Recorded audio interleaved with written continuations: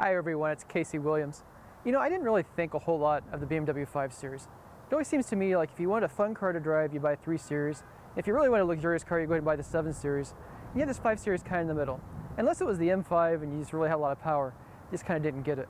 But this generation of 5 Series I've really grown to like. It just feels like it is the right size. It feels like when you drive it, you almost don't need a 7 Series. And this particular one, the 530e, has something very special. Let's go take a look at it.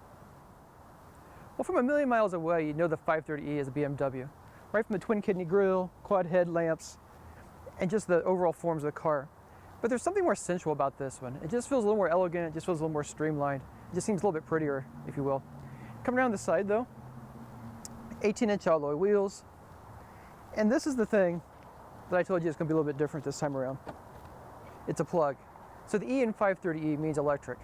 You plug in, takes about 2 hours to fill up the lithium-ion batteries on 240 volt. That'll get you about 16 miles of driving range. It also improves the efficiency of the car. And we'll talk more about that in a few minutes.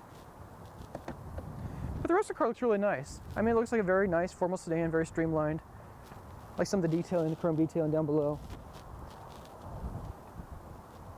eDrive logo so you can tell your neighbors that you have a plug-in car.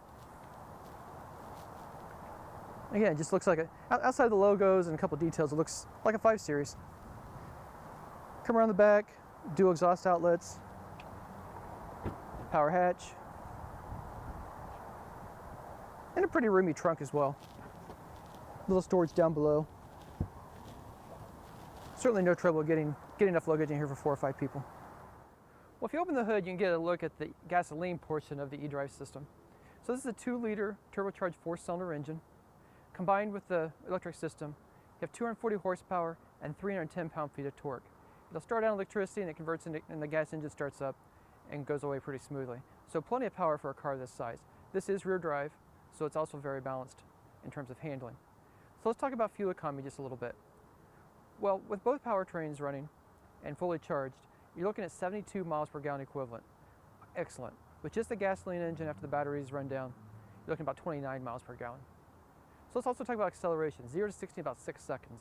Again, for a car with a 2-liter turbocharged 4-cylinder electricity and a pretty large mid-sized car, that's pretty decent. Well, moving inside, you get all the luxury you'd expect in a mid-sized BMW. You know, it's not as long as the 7 Series, so the rear seat legroom isn't as much. But sitting in the front seat, you'd be hard to tell you weren't in a 7 Series. I mean, the seats are really comfortable. They're thickly padded and deep. Lower cushions extend as well. And I just think they just kind of hug you just right and just like big pillows you can just settle into. But they're also heated. Got a heated leather-wrapped steering wheel. It's very nice stitching here on the steering wheel as well. And some of the other details, you know, the wood grain. It'd be hard to convince me this is real wood. You start clicking on it, it feels very plasticky, same down below. But it does look very nice to me. And I also like the aluminum finish here. Looks like aluminum anyway. So it looks very nice. Piano black here as well. And the technology suite, of course, it has BMW's typical iDrive system. You've got the joy wheel here to control the audio system and navigation. And over the years, I've kind of gotten used to it. Works out pretty well. Dual zone automatic climate control up front. You've got heated seats in the back. Pretty much everything you'd want. So some of the other infotainment features this car has. You've got Wi-Fi, you've got Bluetooth, you've got wireless phone charging down below, Harman Kardon audio system, all very nice. And this has BMW's gesture recognition controls on it. So if you want to turn up the volume, you just take your finger and kind of turn it, and up goes the volume. You can do the same thing and turn it back down. So, you know, it's a little bit gimmicky, but it actually is kind of fun to use it. Some of the safety tech, forward collision alert, adaptive cruise control, blind spot warning, and it's got all the parking sensors you could want out as well. But there's 2 things down here in the center console I really want to show you as well. So this has the adaptive drive system, so you adjust it for sport, comfort, Eco Pro. It adjusts the suspension from, you know, really comfortable and comfort to just a little bit stiffer in sport. It's not going to be like an M5, but it does stiffen up just a little bit. Makes the steering a little bit heavier, makes the throttle a little more responsive if you go to sport mode. And Eco Pro really is about just fuel economy.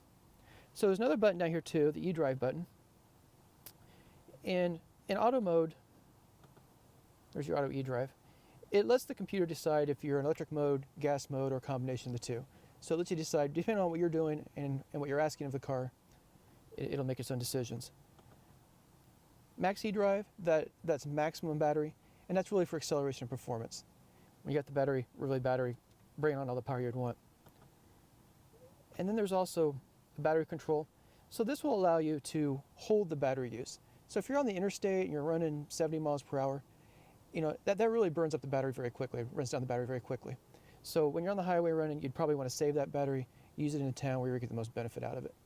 So really just a lot of technology in this car, but also a lot of comfort and a really pleasant place to be.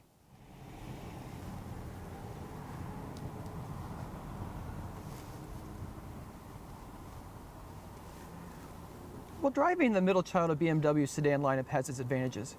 You've got a car that's smaller than a 7 Series. It just handles a lot better, it's just a little more maneuverable, easy to park.